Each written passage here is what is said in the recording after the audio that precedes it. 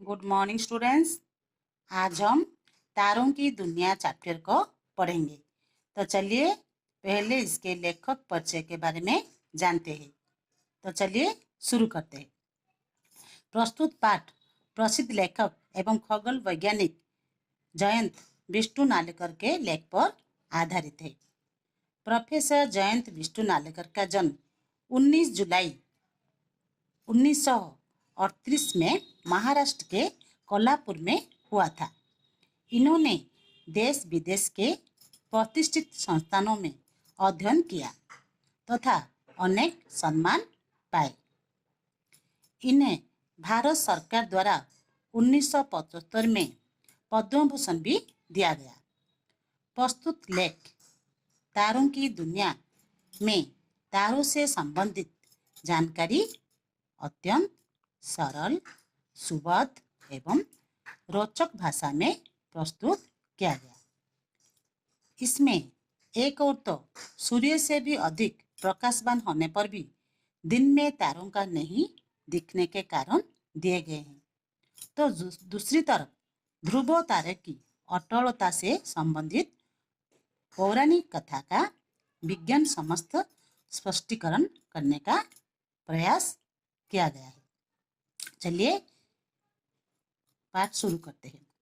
खुले आकाश में सूर्यास्त होने के कुछ देर बाद हमें तारे दिखाई देने लगते हैं।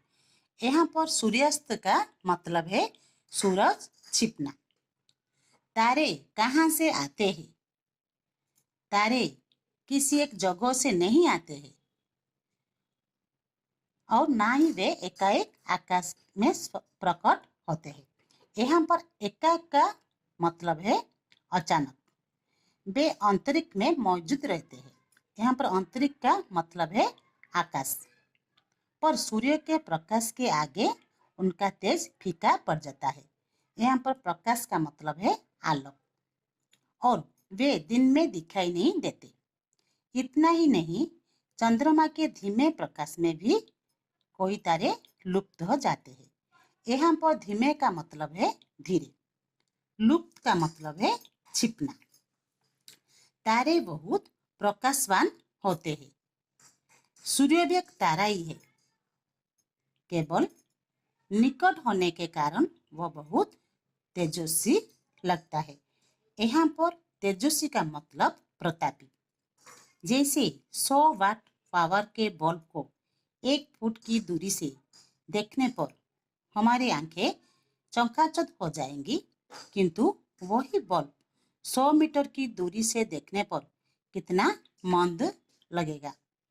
इसी प्रकार आकाश में दिखाई देने वाली तारों में कोई तारे सूर्य से भी कोई गुना प्रकाशवान है, लेकिन बहुत दूर होने के कारण वे मंद लगते हैं।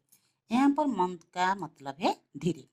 चंद्रमा में खुद का प्रकाश नहीं होता है,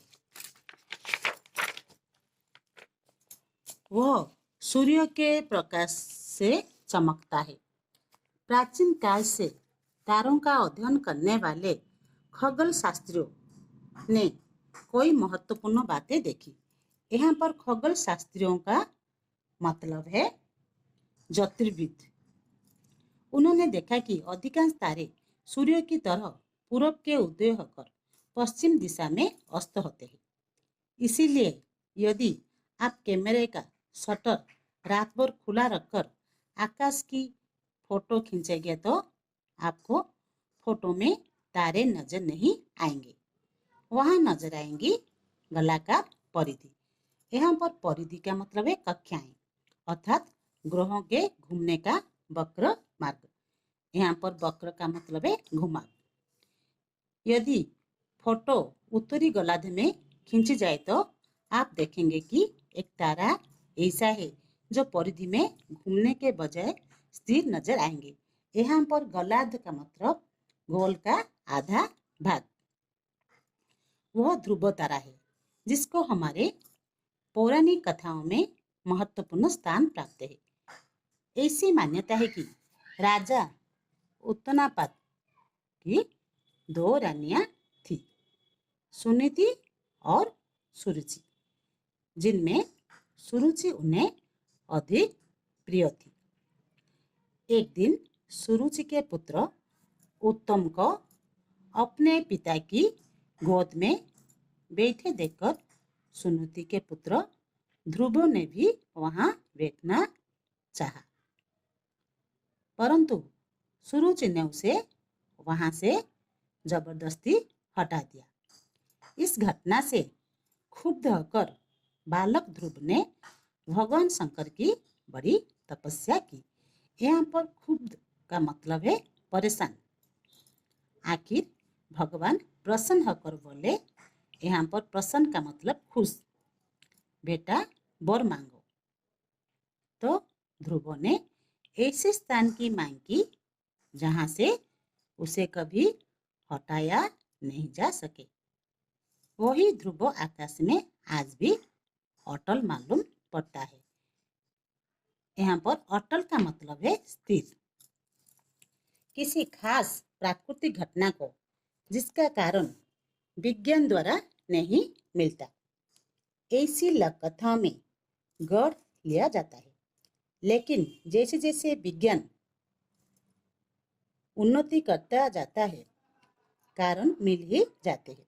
फिर लोक कथा केवल एक मनोरंजन कहानी के रूप में ही रह जाती है। ध्रुव तारा अटल क्यों पतित होता है? ये सभी परिधियां गोलाकार क्यों है?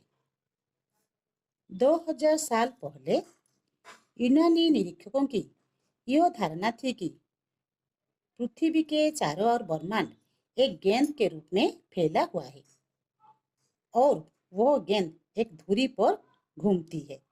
यहाँ पर धुरी का मतलब है अक्ष।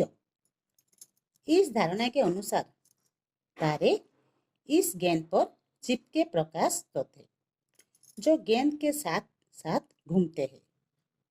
ध्रुव तारा गेंद की धुरी पर होने के कारण नहीं घूमता।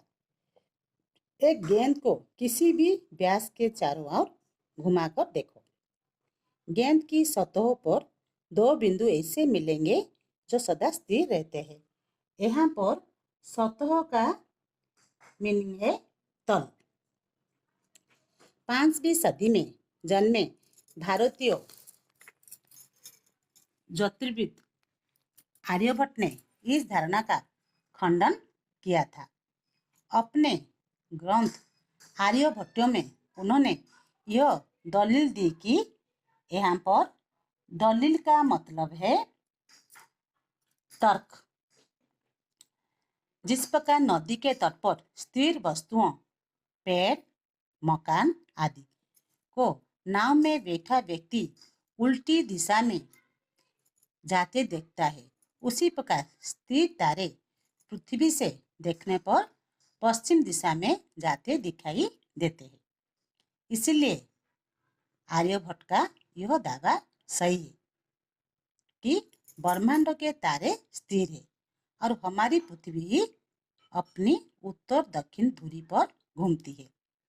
घूमती पृथ्वी से देखने पर भी तारे घूमते नजर आते हैं। लेकिन तत्कालीन एवं आर्यभट्ट के बाद के विद्वानों ने दलील का समर्थन नहीं किया। 16वीं सदी में कोपरनिकस के विचारों का प्रभाव जैसे जैसे बढ़ने लगा, वैसे वैसे स्थिर पृथ्वी की कल्पना दलायमान होती गई। आज हम यह जानते हैं कि पृथ्वी एक लट्टू की तरह अपनी धुरी पर चारों ओर घूमती है और वह धुरी उत्तर दिशा में ध्रुव तारे की ओर है। हाँ, इस लट्टू के उदाहरण में एक और तथ्य भी छिपा है।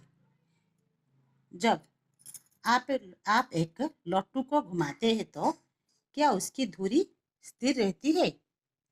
नहीं, वह भी धीरे धीरे शंकु बनाते हुए घुमा करती है। इसी तरह पृथ्वी की धुरी भी अंतरिक्ष में स्थिर नहीं है, वह भी धीरे धीरे घूमती हुई लगभग 20,000 वर्षों में एक चक्कर पूरा करती है। इसका मतलब यह हुआ कि सर्वदा यह धुरी ध्रुव तारे की ओर नहीं रहेगी। करीब 5000 वर्ष पहले पृथ्वीवासियों को ध्रुव तारा भी घूमता नजर आता होगा, क्योंकि उस समय अटल स्थान था। थुबेन एक तारे का नाम है।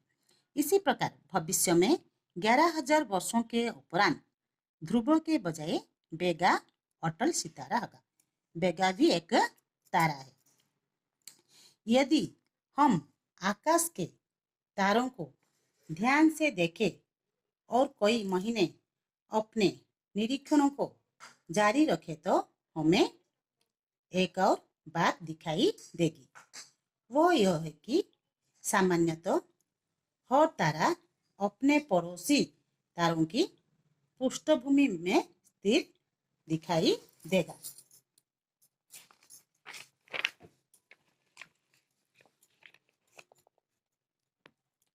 यानी तारों के पटल पर कुछ गिने चुने अपवाद छोड़कर सभी तारे स्थिर रहते हैं। यहाँ पर पटल का मतलब है मंडल। केवल पृथ्वी के घूमने के कारण यह तारा पटल पूर्व से पश्चिम को सरकता नजर आता है। जो गिने चुने अपवाद है उन्हें ग्रह कहते हैं।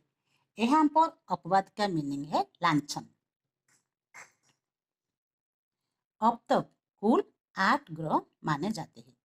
यूनानी निरीक्षक ने ग्रह को प्लेनेट यानी घुमक्कड़ कहा, क्योंकि उन्हें इनकी गति में अनियमितता दिखाई दी। तारा पटल पर या सूर्य की दिशा से तुलना करने पर ग्रह कभी आगे कभी पीछे जाते दिखाई देते हैं। ग्रह के घूमने की पहली सुलझी 17वीं सदी में, जब योहान क्लेपर्ट ने ग्रहों के निरीक्षणों का विश्लेषण करके यह सिद्ध किया कि ग्रह मनमाने नहीं भटकते, बल्कि वे नियमित परिधियों में सूर्य के चारों ओर घूमते हैं। अपने 3 नियमों द्वारा क्लेपर्ट ने ग्रहों की गति का पूरा विवरण दिया और उसी सदी में आइजैक न्यूटन ने उन तीनों नियमों का संबंध सूर्य के गुरुत्वाकर्षण से जोड़ा। इस प्रकार अब हम जानते हैं कि ग्रह शक्तिमान एवं स्वेच्छाचारी न होकर सूर्य के गुरुत्वाकर्षण द्वारा नियमित कक्षा में घूमते हैं। ग्रह और तारों का अंतर अब स्पष्ट हो चुका है। हमारे सूर्य के चारों ओर घूमने वाले ग्रह तारों की अपेक्षा हमारे काफी निकट है, परंतु तारों की भ्रांति स्वयं प्रकाशित न होने के कारण दूसरी तारों के ग्रहों को देखना मुश्किल है। यह संभव है कि अन्य तारों को भी ग्रह मालाएं हों। सन